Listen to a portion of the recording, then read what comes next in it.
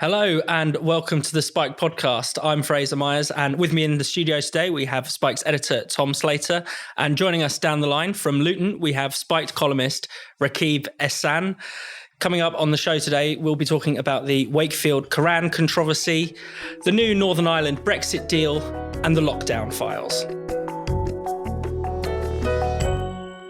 So, last week, a schoolboy was suspended and was sent death threats for allegedly desecrating the Koran. This incident has involved the local Muslim community. The police have even got involved. And strangely, the police, rather than siding with the boy who's been given death threats, have actually seemed to be siding with the mob. They've logged his scuffing of the Koran as a hate incident. Ricky, do you want to tell us a little bit about the background to this story? Well, ultimately, when it comes to this story, I find it to be a failure of governance. Apparently, we have a situation where there's some kind of dare and someone lost a game of Call of Duty and brought in the Quran to school. And during this particular day at the school, this Quran suffered damage. There's reports of smudging, etc.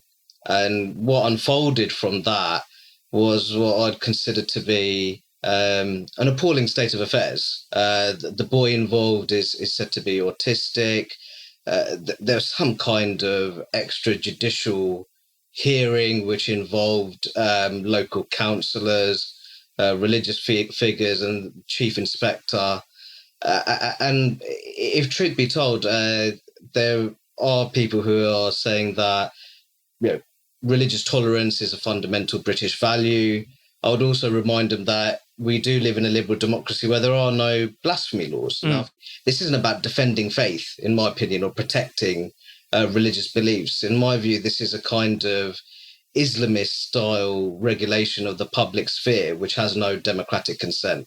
Tom, I mean, this is a kind of de facto blasphemy law, even if we don't officially have those laws on the books. And that's what I think is so shameful about it, really. I mean, as you've already gestured to, this wasn't a case of some sort of incident happening and then again protesters showing up outside the school after a lot of rumours swirling around. This was essentially from the moment this happened. And we should remember this is it wasn't even being burnt or ripped up or spat on or whatever, although there were a lot of rumours circulating to that effect. They brought it in, they reportedly read aloud from it, and one of them dropped it on the floor. It was knocked out of their hands and they brought it back inside the school. So we're talking about scuffing a Quran as now a potentially very serious offence in a school in Yorkshire. But almost immediately, first of all, you had these 4 students have been suspended. Yeah. And as you say, the police have got involved. It's been logged as a non-crime hate incident. You have the head teacher of the school who is saying that lessons have to be learned. It all culminated in this meeting at the local mosque, clips of which have kind of been doing the rounds on social media, in which the mother of the autistic boy who brought the Quran into school is essentially there begging for her own son's safety. She says explicitly that whilst he has received death threats, and regrettably we've had to tell the police about that, I've said that I don't want that to go any further because as long as he isn't harmed, this is an obscene situation to be in. It does make you wonder what century it is that we're supposed to be living in.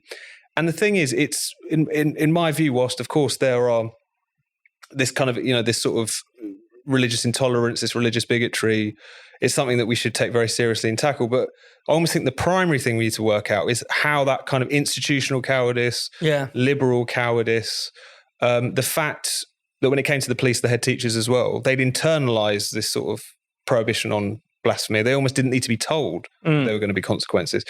And given the fact this is only a couple of years after Batley, given the fact that, Salman Rushdie has only just, again, sort of, returned to the public sphere, we've got to do something about the fact that in Western countries, in Britain, in France, in America and so on, you have people meting out restrictions on blasphemy. Sometimes they might use threats. Sometimes they might use strange processes like this. Sometimes they might even use violence.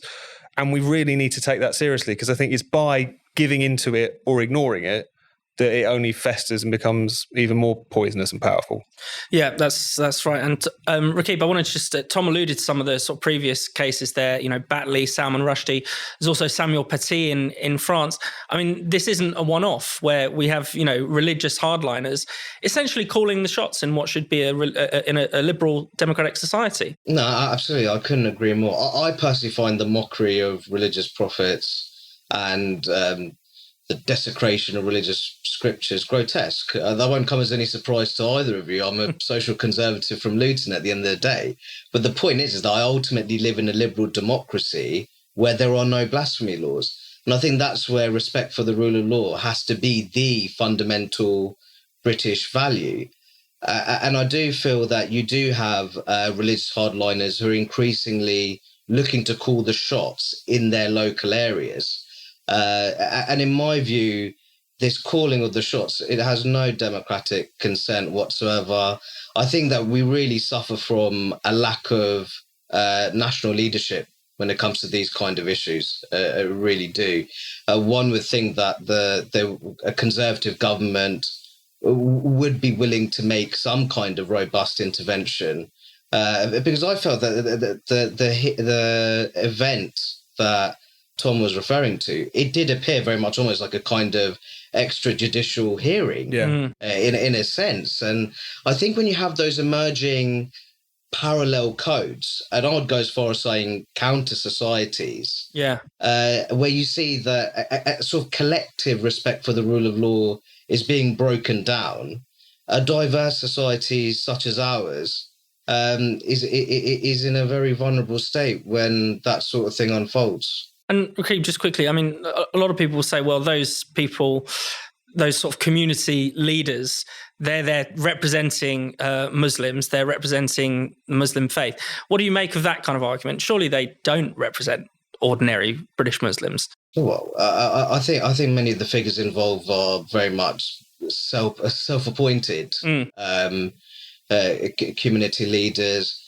Many of the associations which have spoken about Wakefield, Muslim associations, I do question how representative they are of the broader Muslim population, which people often forget is incredibly diverse when it comes to their social values and ideological leanings as well.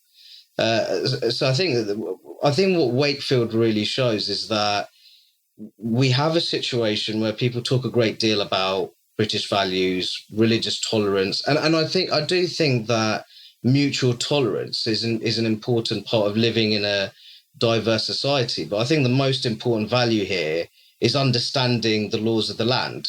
And the reality is we don't live in a country which has blasphemy laws. Now, of course, if people are very upset about that, they have the option that they can set up and establish a political party and contest elections on an anti-blasphemy platform, or indeed they also have the option of moving to a country which lives under Sharia-inspired governance. But I suspect that many of those individuals who are speaking very robustly on this matter from a theological perspective won't be leaving Britain anytime soon.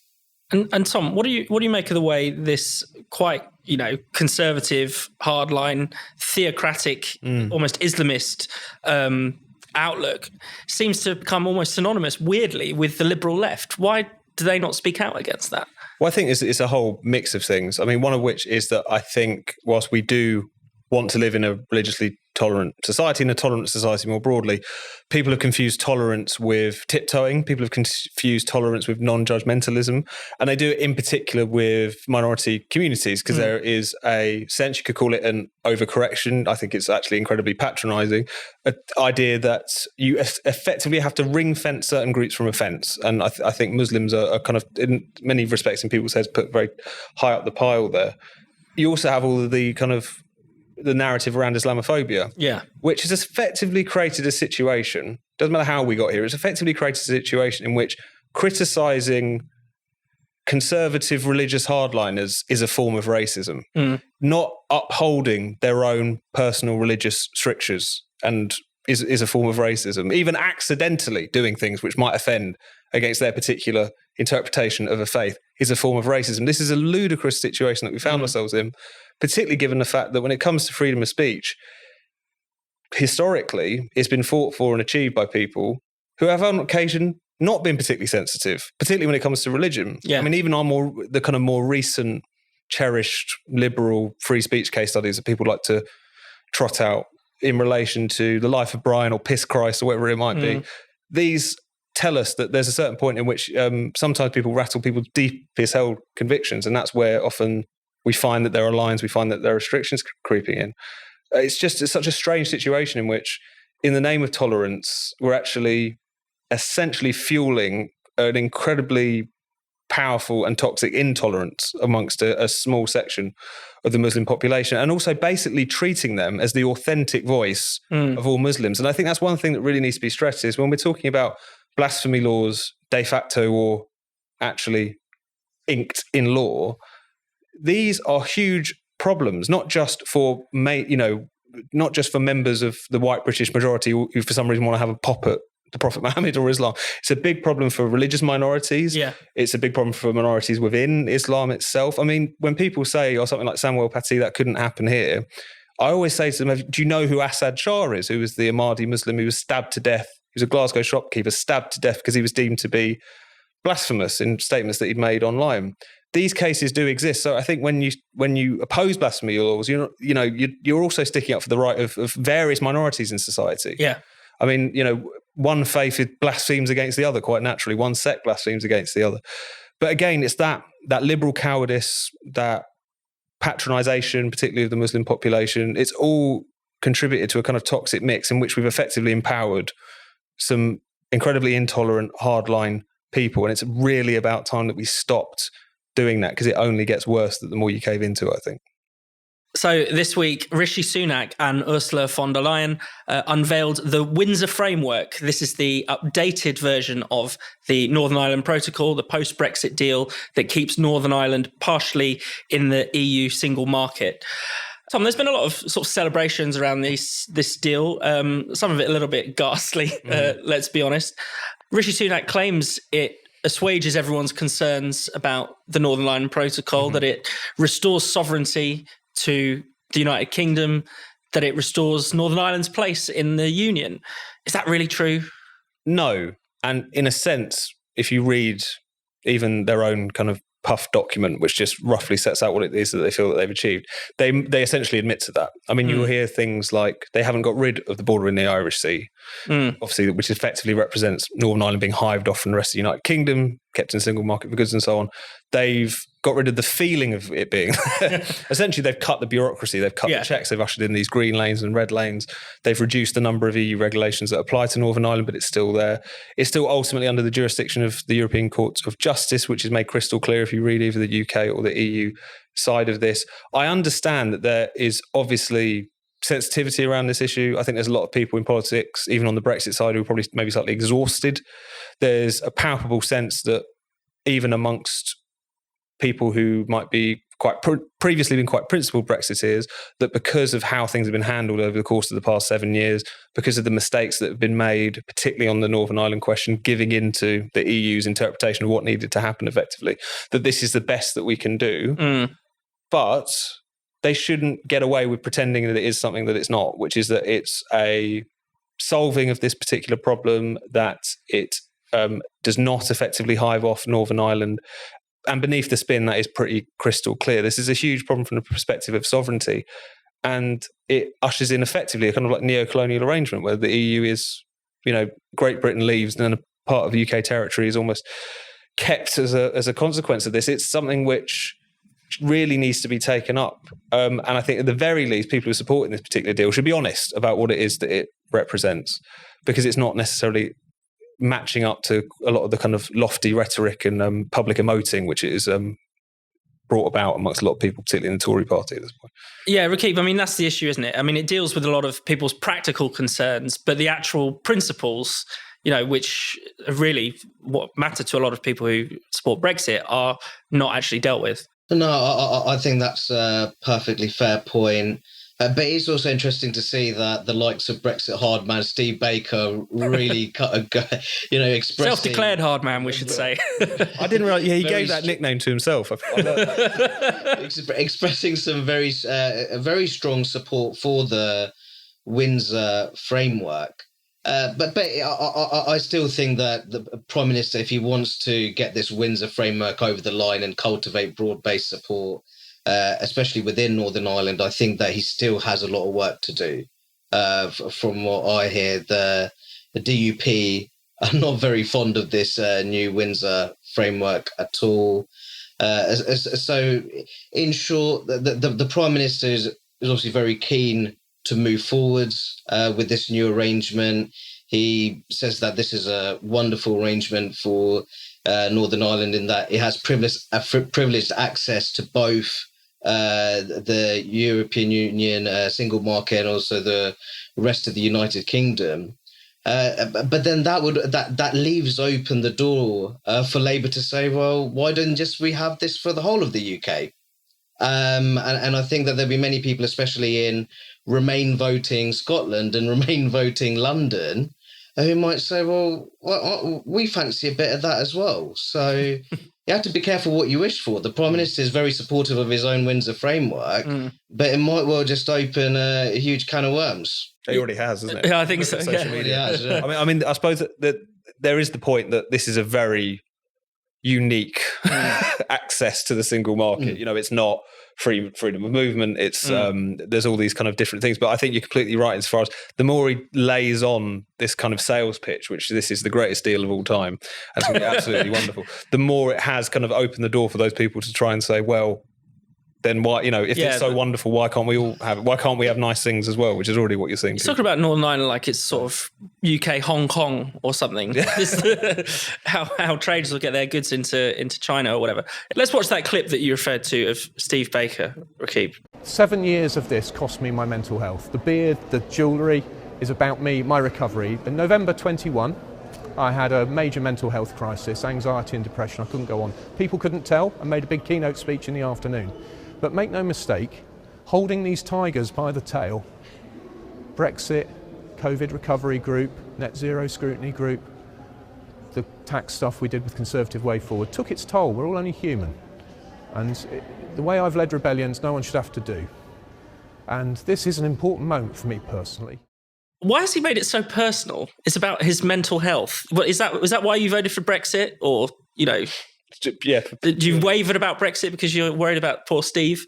Well, this is it. I mean, he's got a lot of plaudits for talking about his issues and so on. And, you know, I'm sure it was a very rough time for him. I'm very sorry to hear that. But there was an element of it which seemed to be making it all about him, making it all about you. And I think that's part of the problem with Brexit is the fact that because it has become for the Tory party a psychodrama, a matter of... something that's become quite personal for them, either because of how painful the process has been getting this over the line, the internal battles, the abuse they might get from either side on social media, whatever. Yeah, but the problem is that Brexit is not about them, and it's not about that. It was about a vote for democracy and sovereignty, and it seems like what we've kind of ended up with is particularly in the form of sort of Rishi Sunak, is a kind of post-Brexit settlement drained of any of that sort of populist energy whatsoever. Yeah, kind of summed up in this deal, which is superficially it's something you can sell, but in terms of the principles of the matter, it's completely lacking. And it does feel like we've got to a situation now, just more broadly at least, where the establishment has found a form of Brexit, or has found a kind of form of post-Brexit governance, if you like, in the form of a very technocratic Rishi Sunak, that they can get along with, that they can digest. They'd really prefer Keir Starmer probably at this point, but still it's something that doesn't upset the horses so much.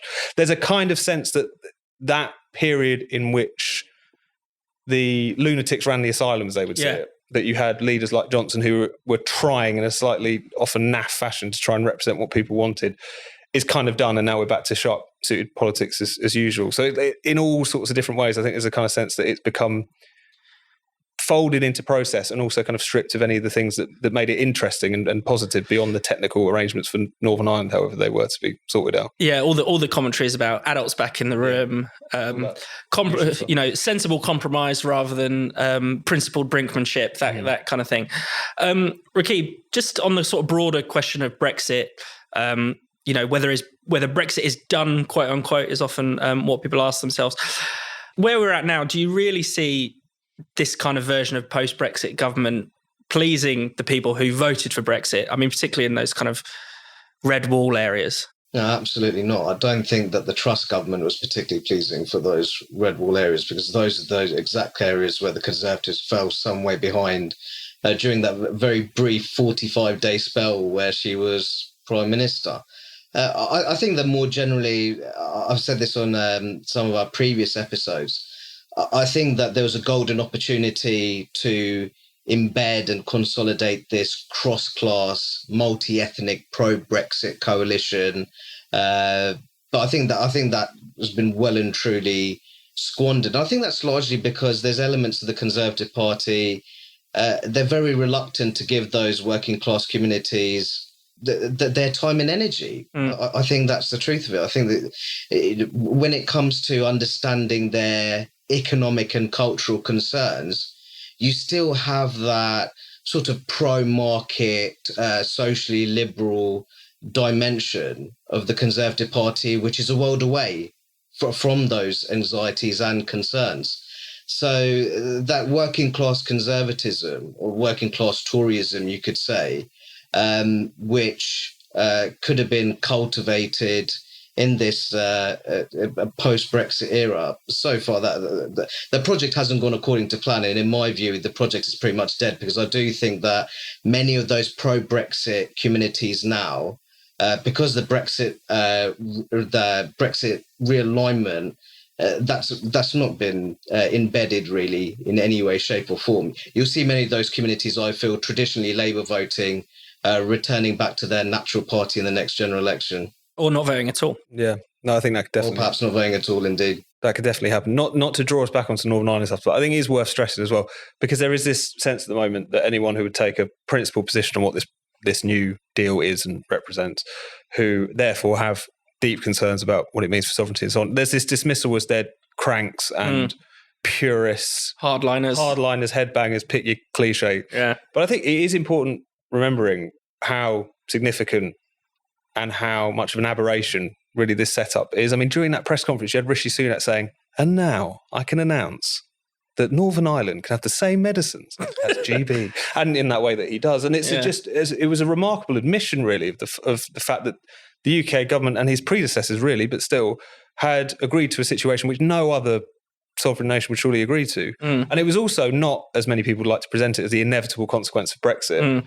That the border would always bedevil the process. It raises questions and issues that need to be overcome, but it was never beyond the wit of man. It was the inevitable consequence of the attempt to frustrate Brexit, particularly from the EU side, where they very explicitly tried to weaponise the border issue as a means to try and bring the UK to heel, to extract concessions, and also a very weak response from the Tory government, particularly Theresa May, who effectively accepted the logic of this proposal. You had to settle the border before you settle the trade deal, the backstop being the kind of outgrowth of all of this. And therefore you had a situation where Boris Johnson and David Frost have now kind of admitted, certainly David Frost has, that they had to sign up to a deal that they knew was terrible, but it was the best they could possibly get in any sort of form to get Brexit over the line. So that is worth noting. That being said, it is also worth remembering that this is beyond all of this, we should remember what this vote was all about in the first place. It was about reshaping politics. It was about shaking things up. It was about sovereignty. It was also about democracy. And I think going forward, given it has been sucked into this kind of deadening, often technocratic debate, we should remember where it comes from, how positive that moment was, and how we should try our best to sort of recover it, whilst recognising that the pretenders, the people who attempted to kind of harness it and shape it for some time in the form of the Tory party, have failed miserably in that particular quest of theirs. Finally, let's move on to talk about the lockdown files. So the Telegraph have been given access to 100,000 WhatsApp messages by Matt Hancock, or in between Matt Hancock and various other ministers and Whitehall figures. The first tranche of them talk about Hancock's handling of the care homes scandal. Now, Rakib, these are pretty damning, aren't they? They're very damning. I think that Matt Hancock's efforts to be a relatable figure for the British public, especially after going on I'm a Celebrity, I think they've been shot down in flames very quickly. I think these findings could be very, very damning indeed. It seems to be the suggestion that Matt Hancock went against expert advice and said that he was against the testing, COVID testing for those who are entering care homes from the community. I just have no idea why he would even do that. It just sounds absolutely absurd that he would be against that. I think there's very few people who feel that he, in terms of his personal part, that his pandemic-related management was good. I think that his decision-making was very poor. Some of his decision-making in a personal capacity was also very poor, and he paid the price for that. But I think the famous affair you're referring to with that cost him his job. And I think that overall that these findings may well even find their way in the COVID-19 inquiry as well, the independent inquiry.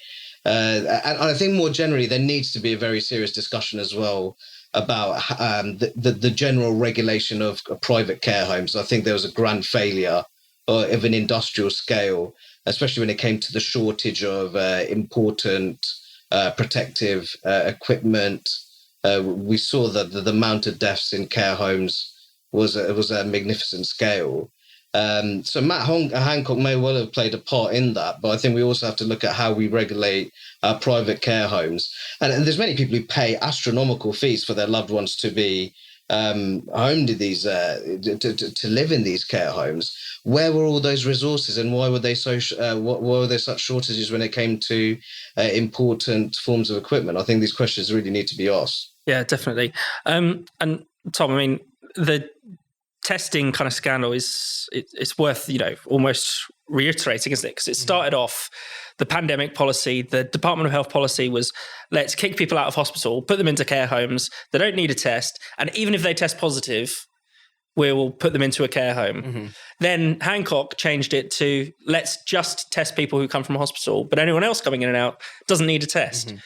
Supposedly defying the edicts of Chris Whitty. Or advice, I should say. It's worth saying that, because this story, by the time people see this podcast, it probably developed a fair bit more. There's new revelations to come out. Hancock's trying to knock it down. His claim is that his WhatsApp message or exchange, in which he seemed to confirm that, yes, he basically said, yeah, we'll test people coming from hospitals now, but we're not going to do it from the community, was lacked context. There was another bit of the message saying that he'd had a meeting and they realised it wasn't feasible or whatever. But I'm not going to take his word for it necessarily. Yeah. And it's also the fact that, as you say, it was just such a horrendous failure that took place there, despite the fact that it seemed surely to be common sense to anyone that this was easily the most kind of vulnerable population, the most concentrated vulnerable population you can talk about.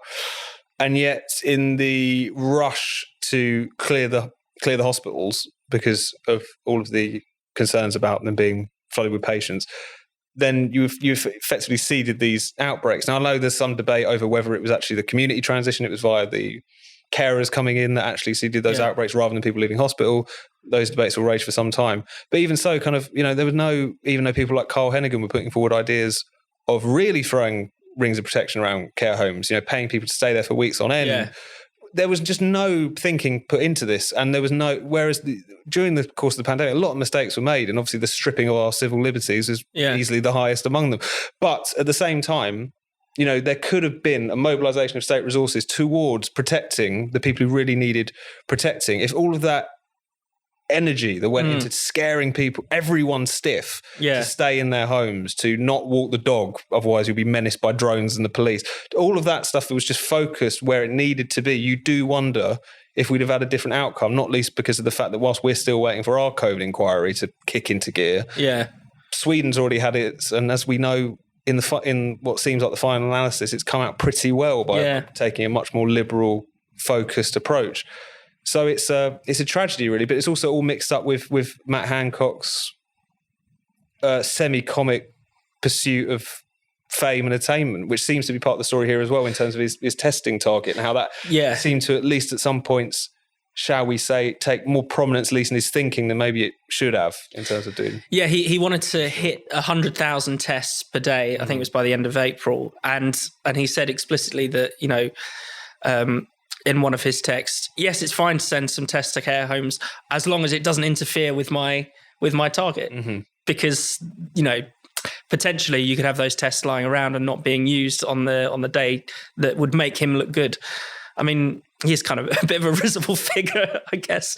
Rakib, I mean, probably people didn't think much of Matt Hancock before this, but what are they going to think now? You know, can it get worse for him? Oh, it can. Oh, it definitely can. And I think that these revelations could be especially damaging, and we have to see if there'll be any further revelations as well. I think that more generally, when it comes to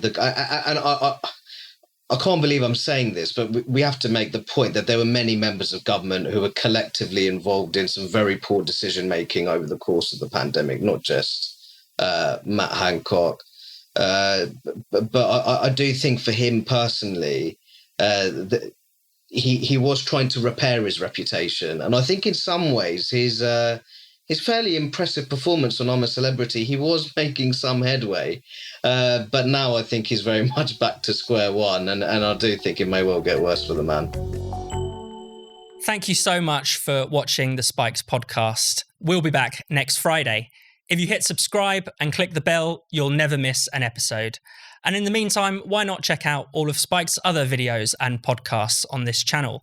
And for more Spiked content, find us at spiked-online.com.